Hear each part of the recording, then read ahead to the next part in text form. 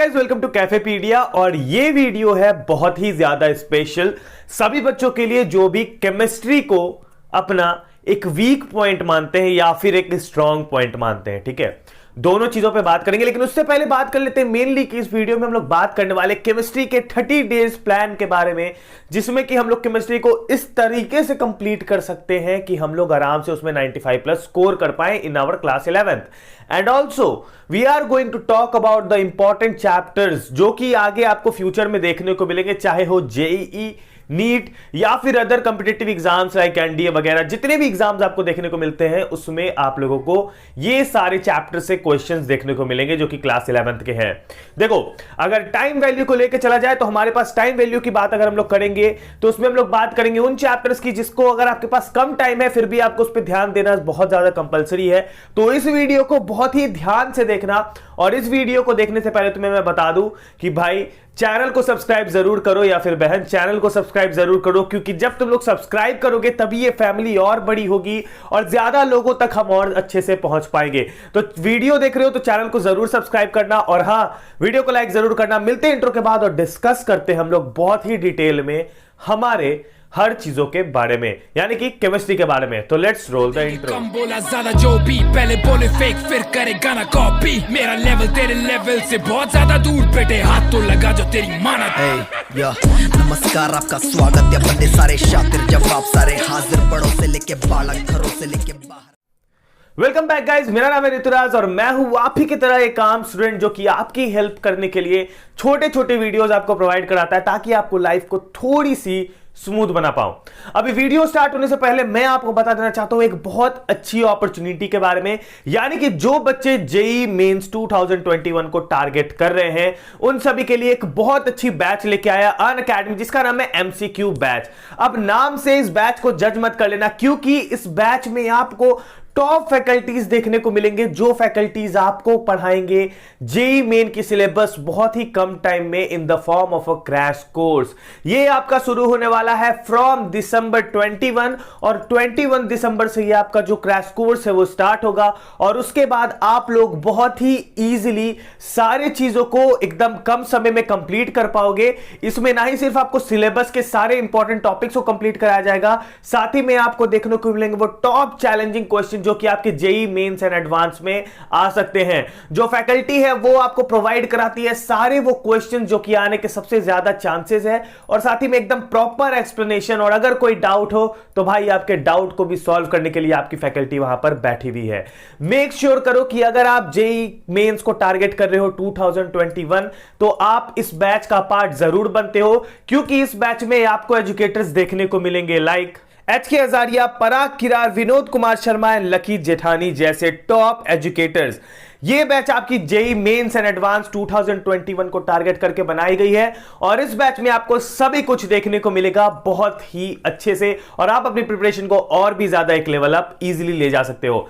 मैं आपको बता दूं यहां पर कि हां, आप इसमें अवेल कर पाओगे 10% का डिस्काउंट अगर आप कोड यूज करते हो PDIANS10, यानी कि सारी कैफेपीडिया आर्मी को मिलेगा 10% का डिस्काउंट, जो कि एक ह्यूज डिफरेंस क्रिएट कर सकती है। तो मेक श्योर करो कि आप लोग उस कोड का यूज कर रहे हो PDIANS10 का 10% डिस्काउंट के लिए, और आप लोग पार्ट बन रहे हो इस बैच का जो कि है एमसीक्यू बैच। और ये है आपके जेईई मेंस एंड एडवांस 2021 के लिए, जो कि आपको क्रैश कोर्स कराएगा पूरे ही फास्ट में और पूरे ही मैराथन वाली स्पीड में आपको ये कराएगा जेईई मेंस एंड एडवांस की तैयारी, जिसमें कि आप लोग ना ही सिर्फ सारी चीजों को पढ़ोगे बल्कि उन चैलेंजिंग क्वेश्चन से लड़ोगे जो चैलेंजिंग क्वेश्चन आपको वहां पर एक सीट कंफर्म कराने में बहुत मदद करेगी। तो अब चलते हम लोग वीडियो की ओर। सो गाइज, अब आप लोग अगर मुझे पहले से जानते हो तो आप लोगों को एक चीज तो हमेशा पता होगी कि केमिस्ट्री से मेरा एक कैसा नाता रहा है और केमिस्ट्री से मैं कितनी ज्यादा नफरत करता था while I was in my class 11th and 12th। अभी देखो, केमिस्ट्री एक ऐसी सब्जेक्ट रही थी ना जो कि मेरा दिमाग बिल्कुल खराब कर देती थी, और मुझे इतना गुस्सा आता था इस सब्जेक्ट से कि किसने इस सब्जेक्ट को बना दिया और क्यों बना दिया, है ना। लेकिन ये सब्जेक्ट है बहुत इंपॉर्टेंट, और अगर आप जेईई की तैयारी करते हो ना तो आपको पता होगा कि ये एक ऐसी सब्जेक्ट है जो आपकी जेईई के मार्क्स को कहां से कहां पहुंचा देगी, आपको पता भी नहीं चलेगा। अगर आपका एक कमांड इस सब्जेक्ट में हो गया तो समझ लो कि सबसे इजीली अगर आप मार्क्स स्कोर कर पाओगे और सबसे इजीली अपने मार्क्स को उठा पाओगे इन जेईई तो वो केमिस्ट्री है अपना। अभी यहां पर हम लोग बात करेंगे सारे यूनिट्स के बारे में, इंपॉर्टेंट चैप्टर्स के बारे में और बुक्स के बारे में, सिलेबस रिडक्शन के बारे में, सभी चीजों के बारे में। लेकिन उससे पहले मैं आपको बता दूं कि अगर आप केमिस्ट्री पढ़ रहे हो और अगर आपको ऐसा लगता है इन एनी केस कि आप केमिस्ट्री को कैच नहीं कर पा रहे हो, कुछ भी ऐसी आपको प्रॉब्लम देखने को मिल रही है, मैं आपको सजेस्ट करूंगा कि पहले आप अपने सारे बेसिक कंसेप्ट्स को क्लियर रखो, क्योंकि केमिस्ट्री आपको तभी समझ आएगी जब आपको केमिस्ट्री के सारे बेसिक कंसेप्ट्स बहुत अच्छे से क्लियर है। यानी कि आपको पता हो कि कैसे मॉलिक्यूलर फॉर्मूला लिखाती है, फिर केमिकल रिएक्शंस क्या होते हैं, टाइप ऑफ केमिकल रिएक्शंस क्या है, डिस्प्लेसमेंट रिएक्शन क्यों होती है, कब होती है, एडिशनल रिएक्शन कब होगी, ये सारी चीजें आपको पता होनी चाहिए। साथ ही में आपको पीरियोडिक टेबल के हर एलिमेंट के बारे में नॉलेज होना चाहिए। आपको पीरियोडिक टेबल अच्छे तरीके से याद भी होना चाहिए, इंपॉर्टेंट है, मैं बता दे रहा हूं। और हां, आपको पता होना चाहिए कि नॉन मेटल, मेटल, मेटलॉइड्स, ये सारी चीजें हमारे पीरियोडिक टेबल में कहां कहां पर है, किसकी वैलेंसी क्या है और वैलेंसी निकालते कैसे हैं, आपको ऑफ-बोल्स प्रिंसिपल पता होना चाहिए। और ये सारी चीजें जो है, जो बेसिक चीजें जो आपने 9th और 10th में पढ़ी थी केमिस्ट्री से रिलेटेड, वो सारी चीजें आप अपने दिमाग में बैठा लो, तब आपको केमिस्ट्री इतनी इजीली समझ में आ जाएगी कि आप मजा आ जाएगा भाई। ठीक है, तो मेरे साथ भी ऐसा ही कंसेप्ट था और मैंने बेसिक्स पे ज्यादा ध्यान नहीं दे पाया क्योंकि मेरे पास ज्यादा समय नहीं था, पर आपके पास अभी समय है और आप अपने बेसिक्स पे बहुत इजीली ध्यान दे सकते हो। तो अगर टाइम है आपके पास तो केमिस्ट्री की जो लेक्चर्स होती हैं वो देख लो, या फिर मेरी जो क्लास 10th वाली केमिस्ट्री इन 1 वीडियो वाली है वो पूरी देख लो, कहीं ना कहीं बहुत ज्यादा हेल्प हो जाएगी और बहुत सारे ऐसे कंसेप्ट उठा लोगे जो कि तुम्हारी मदद कर देगी। ठीक है, chemistry in 1 video class 10th की मैंने बना रखी है, कैफेपीडिया लिख के सर्च करना यूट्यूब पे, आराम से मिल जाएगा, अच्छे खासे व्यूज उस पे। ठीक है, अभी यूनिट्स की बात करते हैं हम लोग, अपने मार्क्स डिस्ट्रीब्यूशन की बात करते हैं। भाई अपना यूनिट 14 जो अपना लास्ट यूनिट है वो तो रिमूव हो गया इस साल। ठीक है, क्या हमें उसे पढ़ने की जरूरत है? नहीं, हमें उसे पढ़ने की जरूरत नहीं है, क्योंकि वो मेरे हिसाब से एक इंपॉर्टेंट चैप्टर नहीं है, और अगर है भी तो हल्की फुल्की रीडिंग मार लेना, थोड़ी इंफॉर्मेशन के लिए चलेगा। ठीक है, यहां पर अपना जो यूनिट 1, 2, 3 है वो अपना कंसिस्ट करता है 11 मार्क्स का, 11 मार्क्स यानी 11 मार्क्स का। यूनिट 4, 5, 6 एंड 7 अपना 21 मार्क्स कंसिस्ट करता है। यूनिट 8, 9, 10, 11 अपना 16 मार्क्स कंसिस्ट करता है, और यूनिट 12 और 13 अपना 18 मार्क्स कंसिस्ट करता है। ठीक है, अब जोर जार के देख लेना, आ जाएगा मेरे हिसाब से आपका 70 मार्क्स। तो आपकी जो थ्योरी होती है बेसिकली वो 70 मार्क्स की होती है, आपको पता ही होगा। लेकिन 30 मार्क्स जो आपका प्रैक्टिकल का है वो कहां से आएगा? स्कूल्स तो बंद है, तो भाई प्रैक्टिकल लेगा कौन? तो मैं आपको बताता हूं कि क्लास 11th आपके बोर्ड्स के लिए बिल्कुल भी इंपॉर्टेंट नहीं। अगर आपको ऐसा लगता है कि आपके क्लास 11th के मार्क्स, आपके क्लास 11th के प्रैक्टिकल के मार्क्स और इन सभी का कोई वैल्यू है या फिर कोई इंपॉर्टेंस है, तो आप बहुत गलत जगह पे हो मेरे भाई। मैं आपको बता दूं कि क्लास 11th के कोई भी मार्क्स की कोई भी इंपॉर्टेंस नहीं होती है।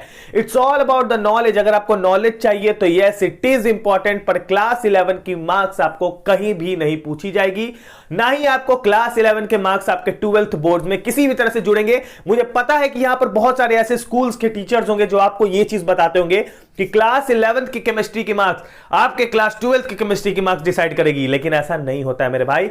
वो सारे मार्क्स नहीं जुटते हैं। बहुत सारे स्कूल ऐसा आप लोगों में ऐसा क्या कहते हैं, गलत चीजें आपको बताते हैं, तो आप थोड़ा सा इग्नोर मार दो। ठीक है, यहां पर हां, यहां पर 100 मार्क्स हो जाने के बाद यूनिट्स में क्या हम लोग के लिए केमिस्ट्री इंपॉर्टेंट है इन फ्यूचर, यानी कि फ्यूचर में केमिस्ट्री काम आएगा, तो मेरे भाई मैं तुम्हें बता दूं, या फिर मेरी बहन मैं तुम्हें बता दूं कि जो अपना केमिस्ट्री है वो केमिस्ट्री इतना ज्यादा इंपॉर्टेंट है कि आगे चल के आप चाहे जेई दो, चाहे आप नीट दो, या फिर आप कोई भी ऐसे कॉम्पिटिटिव एग्जाम जो दो कि आपके साइंस वाले टर्म से रिलेटेड है, यानी कि जिसको साइंस वाले बच्चे दे सकते हैं, जो भी आपके कॉम्पिटिटिव एग्जाम्स है, उसमें आपका केमिस्ट्री पूछा जाएगा और दबा के पूछा जाएगा।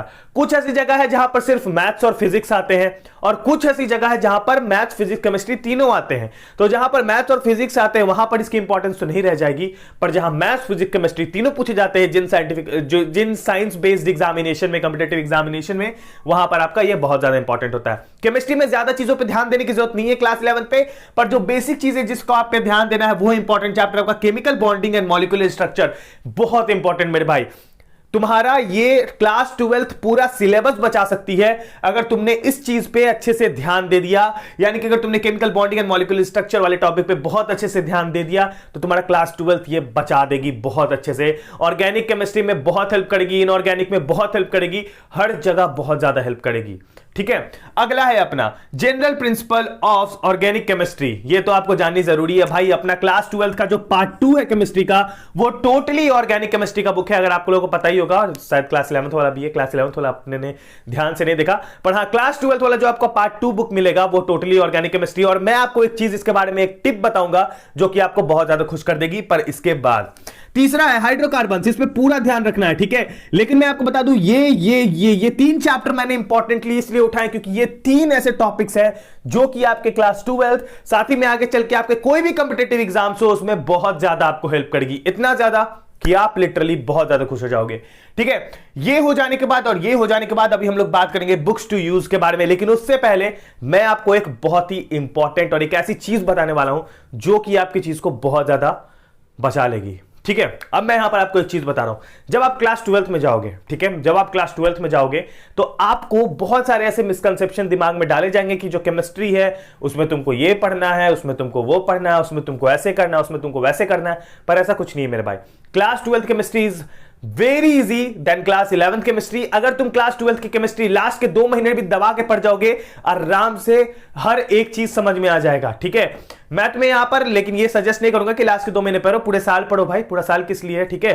तो यहां पर मैं तुम्हें एक चीज बता दूं, क्लास 12th के केमिस्ट्री का जो क्वेश्चन पेपर बन के आता है आपके क्लास 12th के बोर्ड्स का, वो टोटली आपका ऑर्गेनिक केमिस्ट्री पे बेस्ड होता है। यानी कि उसमें लगभग 35 से 40 मार्क्स आपके ऑर्गेनिक केमिस्ट्री से आते हैं। और सबसे बेस्ट चीज मैं आपको भी जो बताने वाला हूं वो ये है कि क्लास 12th का जब आप केमिस्ट्री का बोर्ड्स का पेपर उठाओगे उसमें लगभग 70 to 80% क्वेश्चन ऐसे होते हैं जो कि आपके एनसीईआरटी के बैक एक्सरसाइजेज और एग्जाम्पल या फिर इन टेक्स्ट क्वेश्चन से डायरेक्टली उठा के डाले होते हैं। हल्का फुल्का न्यूमेरिकल्स में नंबर चेंज मिल सकता है, लेकिन 70 to 80% क्वेश्चन ऐसे होते हैं जो कि आपके एनसीईआरटी से उठा के आ जाएंगे सीधा सीधी।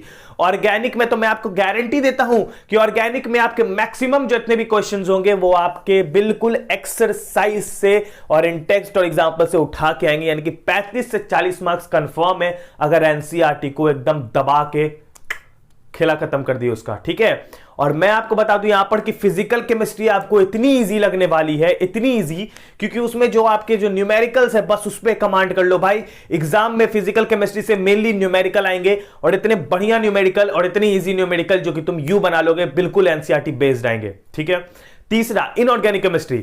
शुरू से एक चीज हमेशा याद रखना कि इनऑर्गेनिक केमिस्ट्री को दिन में सबसे पहले पढ़ना है और दबा के पढ़ना है, क्योंकि इनऑर्गेनिक केमिस्ट्री से भी बहुत क्वेश्चन उठेंगे, ठीक है। लेकिन इनऑर्गेनिक केमिस्ट्री को कैच करना बहुत आसान। दूसरा, इनऑर्गेनिक केमिस्ट्री को रटना पड़ेगा हल्का, लेकिन इनऑर्गेनिक केमिस्ट्री में स्कोरिंग बहुत ईजी और इसमें ज्यादा दिमाग लगाने की जरूरत नहीं है। बस छोटे छोटे टर्म्स को पढ़ना है, एग्जाम में जाना, उससे बड़े बड़े सेंटेंसेस बना के पेपर्स को भर देना है। ईजी, बहुत आसान, ठीक है। आई गेस कि तुम्हें ये पॉइंट मिल गई होगी। अब हम लोग बात करते हैं बुक्स टू यूज पे। NCERT is more than enough. अभी बताया कि एनसीईआरटी से सारे क्वेश्चन उठ के आते हैं, तो NCERT is more than enough for chemistry. साथ ही में तुम कोई भी क्वेश्चन बैंक प्रेफर कर सकते हो, वो बिल्कुल तुम पे है, ठीक है। मैंने अपने टाइम पे ऑल इन वन को रेफर किया था क्योंकि उसमें topic wise previous year question मिल जाते थे, इसीलिए इजी पड़ता था और एनसीईआरटी का भी उसमें लिखा रहता था सब कुछ, ठीक है, नोट्स वोट्स बनाया रहता था, तो इसलिए मैंने उसको प्रेफर किया था, इजी था पढ़ने के लिए। बाकी तुम अपने हिसाब से क्वेश्चन बैंक कोई सा प्रेफर कर लो। अगर तुम जेई को टारगेट कर रहे हो तो जेई का क्वेश्चन बैंक बनाओ केमिस्ट्री का, नीट को टारगेट करो तो नीट का क्वेश्चन बैंक बनाओ केमिस्ट्री का, ठीक है। तो जिस भी कंपटीशन को टारगेट करो उस हिसाब से अपना क्वेश्चन बैंक बना लो केमिस्ट्री का, ठीक है, कोई सीन नहीं है इसमें। Syllabus reduction is a bullshit. मैंने बहुत बार बोला, आज भी बोल रहा हूं कि सिलेबस रिडक्शन बुलशिट है। बस एक ऐसा होता है ना कि ऐसे स्वीट कैंडी देके बच्चों को फंसाने वाली चीज है और कुछ नहीं है। स्वीट कैंडी तुम्हें दे दी गई है कि लो बेटे ये मिठाई खा लो और खुश हो जाओ कि मैंने तुम्हें दे दिया सिलेबस रिडक्शन। सिलेबस रिडक्शन कोई काम का नहीं है और कोई हेल्प नहीं करने वाला तुम्हारी, ठीक है। बोर्ड्स में निकलना हमारा काम नहीं है। अगर हम लोग किसी कंपिटेटिव एग्जाम की तैयारी कर रहे हैं तो हमारा मेन प्रेफरेंस है उस कंपिटेटिव एग्जाम को फोड़ना, क्योंकि बोर्ड्स के मार्क्स हमारे 10 दिन गिने जाएंगे, पर कंपिटेटिव एग्जाम जो होगा वो हमारा फ्यूचर डिसाइड करेगा कि हमारा फ्यूचर कैसा होने वाला है। तो मेरे भाई सिलेबस रिडक्शन पे बिल्कुल मत जाना। और हां, अगर तुम अभी 11th क्लास में हो तो मैं तुम्हें बता दूं कि कोरोना के चलते जितने भी सिलेबस रिडक्शन हो रहे हैं उन सभी के पीछे तो बिल्कुल मत जाना, क्योंकि तुम्हें 12th बोर्ड्स अगले साल नहीं अगले साल देना है, 2022 में देना है। और मैं बता दूं कि अगर तुम्हें अपने बोर्ड्स 2022 में देने हैं तो भाई इन सभी चीजों के पीछे मत भागो, ठीक है। तुम भागो उस चीज के पीछे जो चीजें तुम्हें इंपॉर्टेंट है और जो चीजें तुम्हें समझ में आनी चाहिए। ठीक है, तो चलो ये चीजें तुम्हें समझ में आ गई होगी, I am sure about that. और हां, ये सारी चीजें बहुत इंपॉर्टेंट है। इंपॉर्टेंट चैप्टर्स पे अच्छे से ध्यान देना, यूनिट्स पे अच्छे से ध्यान देना, और हां, बुक्स टू फॉलो जो बोला है वही करना। एनसीईआरटी के अलावा कोई भी बुक खरीदने की जरूरत नहीं है। अपने पापा मम्मी के पैसे बचाओ और उन पैसों को यूज करो अपने किसी और काम में और किसी अच्छे और प्रोडक्टिव काम में। ठीक है, टिल देन अपना ख्याल रखना। आई होप ये वीडियो तुमको पसंद आई होगी। चैनल को सब्सक्राइब करना बहुत इंपॉर्टेंट और क्या कहते हैं उसे, इंफॉर्मेटिव वीडियो बनाई है, तो मेक श्योर करना कि तुम चैनल को सब्सक्राइब करो, वीडियो को लाइक कर दो, दोस्तों में शेयर करना, इंस्टाग्राम, व्हाट्सएप, फेसबुक, हर जगह स्टोरी दबा के लगा दो अपने भाई के लिए। और टिल देन अपना ख्याल रखना। Bye bye, take care and peace. सड़ना सड़े बोलो स्वाहा, जिसे मरना मरे बोलो स्वाहा, अपना